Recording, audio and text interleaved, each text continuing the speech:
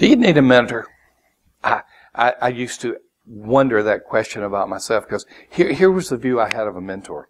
A mentor was someone with whom you had this formal relationship, which it could be. A mentor was someone that you had to give checklist accountability and just go through this routine that may get frustrating. Of course, it can be those things. But many times a mentor is someone that you seek out informally just to get to know, to learn from that person. Do you need a mentor? Well, I'm going to begin to answer that question about why you need a mentor in just a moment. First of all, let me thank Costco and Tim Songster and all the team at Costco, their design build firm, and they are doing an incredible job. Encourage you to go to churchdesign.com. That's churchdesign, singular.com, and learn more about them. Great design build firm, and I can testify to it because they've actually worked with one of my son pastors at his church in a major building program as well. So thank you for sponsoring us, Tim and Costco. Do you need a mentor? I was a pastor in St. Petersburg, Florida. It was my third church. If you've ever heard any of my podcasts, absolutely love the ministry there. I was in Pinellas County, Florida. At the time, about 1 million people who were not believers in that small, slender peninsula with Tampa Bay on one side and Boca Ciega Bay and the Gulf of Mexico on the other. And I love being in that tropical to subtropical environment. And I just love the opportunity after having served a church in the Bible Belt. It was an opportunity to be in a non-Bible Belt. As Jimmy Scroggins tells me, who is at Family Church in South Florida, he says, we're below the belt. Well, that's exactly how I felt when I was in St. Petersburg. We were below the Bible Belt because we just were not there. And I started leading that church, and some good things started happening. But my dominant spiritual gift is ignorance, and I was just exercising it way too often, followed by my subservient gift of stupidity. And I was just not getting some things right. And so what did I do is I just intuitively, there was this guy that was pastoring a church called Clearwater Baptist. Calvary Baptist in Clearwater, Florida. Got it backwards there. And I'd heard so many great things about him. He had a long tenure there. His name was Bill Anderson. And so I just took a chance. My church was relatively small. His was a mega church. And so I called up Bill at Calvary in Clearwater. And I said, Bill, can I just come talk to you all? Well, certainly. Well, that was the first of several meetings, both informal and formal, that I would have with Bill Anderson. And I've got to tell you, his maturity, his insight, his wisdom had a profound impact upon my life, my ministry.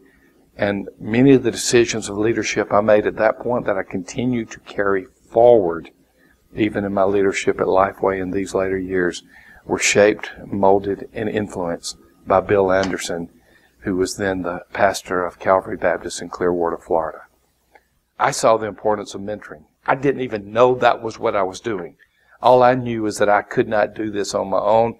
In God's power, I needed help to do so. So, why do you need a mentor? Why do we all need a mentor? One, church leaders can get caught up in the weeds. And what I mean by that is church leadership is incredibly busy. It's day by day. It's visiting the hospital. It's doing counseling. It's talking to the critic. It's preparing sermons. It's preparing teaching lessons. It's talking to parents. You know what it is. The list goes on and on and on and on and on. And we can get so caught up in those weeds, if you will, that we cannot see at times the big picture of ministry. I was talking to someone just yesterday, before I recorded this. And he was asking about his organization, and I said, well, what's the vision? What's the vision for your organization? What's the vision? And he stumbled, and he began to articulate things, and I knew exactly what was going on. What he was articulating were his activities. What he was articulating were the weeds. And he was not seeing the big vision about what God might do through his leadership. And that's what happens many times. We get caught up in the weeds, we get caught up in the details, and we don't see the big vision. One thing that Bill would do for me is he would say, what do you see God doing there? What do you think God can really do at the Azalea Baptist Church, which was where I was pastoring at the time? And I would think about it, and it would cause me to focus on those things. He helped me with weed issues. He helped me with details. When I would ask him what I do about this, what I do about that, he would. But he helped me to see the bigger perspective. Priceless and invaluable. Which brings me to point number 2. Experience and wisdom from an outside perspective is invaluable. Let me tell you one of the most favorite things that I do in life right now. Love being with my grandkids. Got lots of them. I never have a shortage of grandkids. Love seeing them come see me. Love seeing them leave. But I love being with them at this stage of life. But another thing I love doing is working with pastors and other leaders. At a place that we call Church Answers at churchanswers.com, we have 2,000 roughly church leaders who are constantly asking questions, and I and a team of others are constantly responding to them. I know that that's not necessarily one-on-one mentorship, but it's a form of mentorship. And what we hear from these leaders that are constantly asking us these questions, and they have 24/7 forum that they can go to at any time and ask anything and get a response within fewer than 24 hours. What they say to us is that they are getting an outside perspective. That they get so caught up in everything that's going on in their church that coming and listening to us gives us a perspective, because we at Church Answers have this broader perspective. We're able to talk to and listen to and get feedback from literally thousands upon thousands of churches and church leaders, and they say that outside perspective is invaluable. That's what a mentor can do.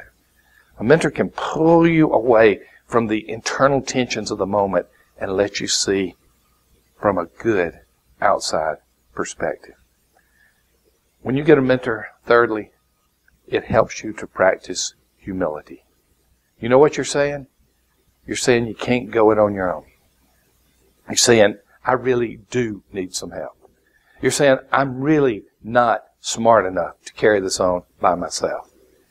When you begin to seek out a mentor in an informal or formal relationship, all of mine have been informal. When you begin to seek out that mentor, what you are saying is you are in a posture of humility that is saying, I don't have all of the answers. You know, quite frankly, in ministry and life, that's a pretty good posture to be in.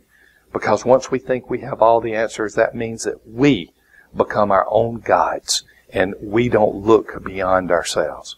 So when you begin to seek out a mentor, you are practicing humility. It's a great thing. Fourth and finally, why should you seek a mentor? Your context is unique. Where you are serving right now is unlike any other place.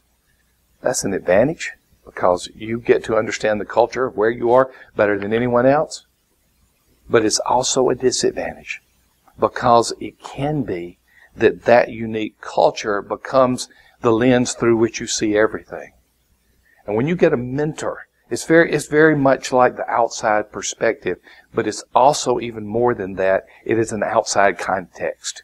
And when you get a mentor, that person, presuming that he or she has years of experience and some wisdom, that person can let you understand context beyond your own, and that can be healthy because many times we are trapped within our own mind's context, and to get beyond it and to get input beyond where we are right now can be extremely helpful.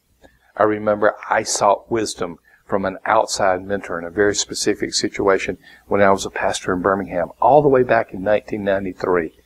That resulted in me doing something that was unheard of in most cases at the time. It was to go multi-site in 1993. I would not have thought of that on my own, but when someone began to push me to look outside my own perspective, that is what I began to see.